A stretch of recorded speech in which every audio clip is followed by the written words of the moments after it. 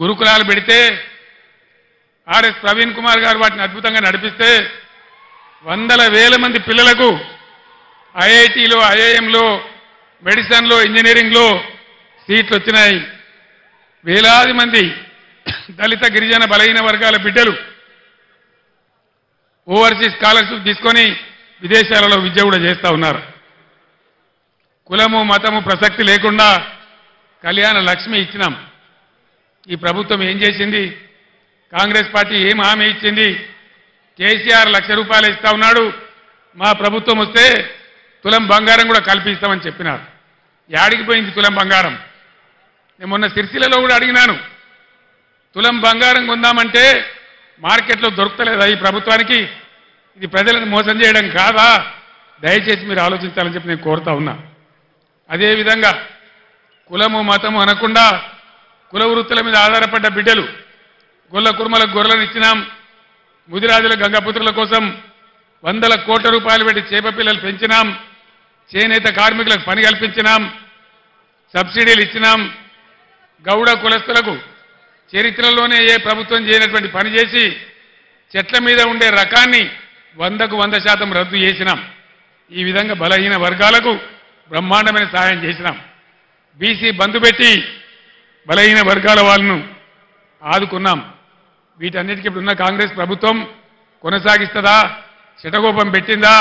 వాళ్ళ పాలసీ ఏంది? దయచేసి మీరు ఎన్నికల్లో కాంగ్రెస్ నాయకులను నిలదీయాలని చెప్పి నేను కూడా ఈరోజు కాంగ్రెస్ పార్టీని ప్రశ్నిస్తా ఉన్నా. ఈరోజు మీరందరూ కూడా గమనించాలి. ఒక్క మాట నాకు అర్థమైతలేదు. 11 సంవత్సరాల క్రితం చాలా దారుణమైన పరిస్థితి ఉండేది. 1.5 సంవత్సరంలో కరెంటును బ్రహ్మాండంగా తయారు చేసి రైతాంగానికి, ఇళ్లకు, పరిశ్రమలకు, ఐటీ రంగానికి అందరికి కూడా 24 గంటల సరఫరా 9 సంవత్సరాల పాటు ఇచ్చినాం. కేసీఆర్ పక్కకు పోగానే కరెంట్ ఎందుకు మాయమైంది? దీనికి కారణమేంది? ఇది ప్రభుత్వ అసమర్థత కాదా? వీళ్ళే మనకిప్పుడు జవాబు చెప్పాలని చెప్పి నేను కోరుతా ఉన్నా. చాలా సింపుల్ కదా, వీళ్ళు కొత్తగా ఏం చేసే అవసరం లేదు. గత ప్రభుత్వం ఎట్లా నడిపిందో అట్లా నడిపిస్తే సరిపోయే పరిస్థితి. దాన్ని కూడా ఇవ్వలేని అసమర్థ ప్రభుత్వం ఈరోజు ఉంది. అది కూడా మీరు ఆలోచన చేయాలని చెప్పి నేను కోరుతా ఉన్నా. మిషన్ భగీరథ అద్భుతమైన పథకం. ఐక్యరాజ్య సమితి కూడా మన్ననలు అందించినటువంటి ప్రభుత్వం. 11-12 రాష్ట్రాల వాళ్ళు మేము కూడా చేసుకుంటామని ఇక్కడికి వచ్చి చూసి అభినందించిపోయిన పథకం. ఇలా మంచినీళ్ళకి ఎందుకు కొరత వస్తూ ఉంది? ట్యాంకర్లు ఎందుకు వస్తూ ఉన్నాయి? మళ్ళా బోర్లు వేసే పరిస్థితి ఎందుకు వస్తూ ఉంది? ఇది ఎవరి తెలివి తక్కువతనం? దయచేసి ఆలోచన చేయాలి. కొత్తవి రాకపోయినా ఉన్నాయి ఊడగొడతా ఉన్నారు. అవన్నీ కూడా మీరు చూస్తూ ఉన్నారు. దయచేసి ఆలోచన చేయాలి. కరెంటుకి ఏం రోగం వచ్చింది? మంచినీళ్ళు ఎందుకు ఇవ్వలేకపోతున్నారు? ఇది ఏం లోపము? దీనికి మరి ఎట్లా సరి కావాలా? ఈ పార్లమెంట్ ఎన్నికల్లో మీరు ఒక నిర్ణయం తీసుకోవాలి. తెలంగాణ ప్రజల చేతులలో మంచి పద్ధతికి మంచి అభివృద్ధికి పోయినటువంటి తెలంగాణ రైతుల చేతులలో ఉన్నటువంటి ప్రభుత్వం పక్కకు జరిగినంత మాత్రాన ఇన్ని బాధలు ప్రజలకు ఎందుకు రావాలి? ఇలా ప్రజలకు ఏం కావాలి? ప్రజల చేతిలో ఒక అంకుశం కావాలి, ఒక హంటర్ కావాలి. కాంగ్రెస్ పార్టీ మెడలు వంచి, ఈ ప్రభుత్వం మెడలు వంచి ఇవన్నీ మీకు చేయించేటువంటి ఒక అంకుశం కావాలి. ఆ అంకుశంలో ఒక పదునైనటువంటి మునదేలినటువంటి అంకుశం మన చేవెళ్ల అభ్యర్థి ఖ్యాతాని జ్ఞానేశ్వర్ గారు. అనుభవం ఉన్న వ్యక్తి, బలహీన వర్గాల వ్యక్తి. ఖచ్చితంగా ఈ ప్రభుత్వాన్ని మెడలు వంచి మీ పనులు చేయించానంటే ఈరోజు తెలంగాణలో అన్ని ఎంపీ స్థానాలలో బీఆర్ఎస్ఏ గెలవాల్సిన అవసరం ఉంది. లేకపోతే ఏమవుతుంది? ఒకటే మాట మీరు ఆలోచన చేయండి.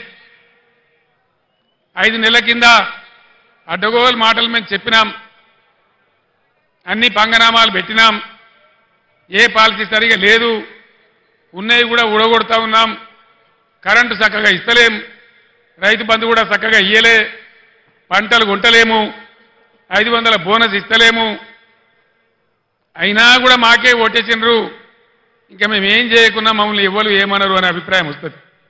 తస్మాత్ జాగ్రత్త. నేను యావత్తు తెలంగాణకు చెప్తా ఉన్నా, ఇక్కడి నుంచి ఈ ప్రభుత్వం చేసిన మీకు ఇచ్చిన వాగ్దానాలు నెరవేరాలంటే చాలా చిన్న లాజిక్. మీరు ఓటేసే ముందు ఆలోచన చేయండి, ఆత్మవిమర్శ చేసుకోండి. బలమైన ప్రతిపక్షం ఉంటేనే, మీరు ఒక కొరడా జులిపిస్తేనే, మీరు ఒక సురుకు పెడితేనే మీ పనులన్నీ అవుతాయి. లేకపోతే మేము ఏం చేయకున్నా, మోసం చేసినా, అబద్ధ వాగ్దానాలు చేసినా మళ్ళీ మమ్మల్ని గెలిపించింది అంటారు, ఎల్లెంకలం అంటారు తప్ప మీకేం చెయ్యరు. అందుకోసం దయచేసి మీ ఓటు ఖచ్చితంగా ఎట్టి పరిస్థితులలో బీఆర్ఎస్ఏ గెలవాలి, అంకుశంలాగా పనిచేయాలి, ప్రజల కార్యక్రమాలు నెరవేరాలి. నేను ఒక్కటే మాట మీకు హామీ ఇస్తా ఉన్నా, బీఆర్ఎస్ పుట్టిందే తెలంగాణ కోసం, తెలంగాణ ప్రయోజనాల కోసం. ఉద్యమంలో మీ దీవెనతో విజృంభించి పోరాడి తెలంగాణ సాధించినాం. మీరు అధికారం ఇస్తే 10 ఏళ్లు అన్ని వర్గాల ప్రజలను కడుపులో పెట్టుకొని కాపాడుకున్నాం, అనేక మందిని కాపాడుకున్నాం. ఇలా అవన్నీ నా కళ్ళ ముందే పోతా ఉంటే, రైతులు గోసపడతా ఉంటే, పంటలు కొనకపోతా ఉంటే, బోనస్ దక్కకపోతా ఉంటే చూసి చాలా బాధ కలుగుతా ఉంది. నేను ఒక్కటే మాట మీకు చెప్తా ఉన్నా, నేను బతికున్నన్ని రోజులు తెలంగాణ ప్రజలకు మంచి జరగడం కోసం పోరాటం చేస్తే తప్ప నోరు మూసుకొని కూర్చోను అని చెప్పి నేను మనవి చేస్తా ఉన్నా. 100కు 100% బీఆర్ఎస్ మీతోనుంటుంది, మీ ప్రయోజనాల కోసం ఉంటుంది. పుట్టిందే తెలంగాణ ప్రజల కోసం కాబట్టి అన్ని రకాల ప్రజల యొక్క హక్కులు కాపాడడానికి మీ వెంట ఉంటుంది అని నేను మనవి చేస్తా ఉన్నా. ఈ 2 పార్టీల వ్యవహారం మీరు చూసినారు. మొన్నటిదాకా బీఆర్ఎస్ పుణ్యాన గెలిచిన వ్యక్తి రంజిత్ రెడ్డి మీకు తెలుసు. ఏం తక్కువ చేసినాం రంజిత్ రెడ్డికి? ఎంపీ టికెట్ ఇవ్వలేదా, గౌరవించలేదా, గెలిపించలేదా అని నేనే వచ్చి ప్రార్థిస్తే మీరే ఓటేయలేదా? ఇలా ఎందుకు పార్టీ మారిండు రంజిత్ రెడ్డి? దేనికోసం మారిండు? ఆయన మన పొద్దుతిరుగుడు పువ్వా? అధికారం ఎటుంటే ఆడు తిరుగుతాడా? దయచేసి ఆలోచన చేయాలి. ఈ ఇద్దరు వ్యక్తులు కూడా ఎవరికి తెలిసిన వాళ్ళు కాదు. బీజేపీ తరఫున నిలబడ్డాయినా కానీ, ఇలా కాంగ్రెస్కి వెళ్ళి వచ్చాడైనా కానీ, ఏ కారణం మీద పోయిండు రంజిత్ రెడ్డి? ఎందుకు పోయిండు? ఎందుకు పోయిండండి? అధికారం కోసమా, పదవుల కోసమా, పైరవీల కోసమా? దయచేసి దానికి మీరే సమాధానం చెప్పాలి. ఈ విధంగా ఉన్న వాళ్లకు ధీటైనటువంటి దెబ్బ మీరు కొట్టాలని చెప్పి నేను మనవి చేస్తా ఉన్నా.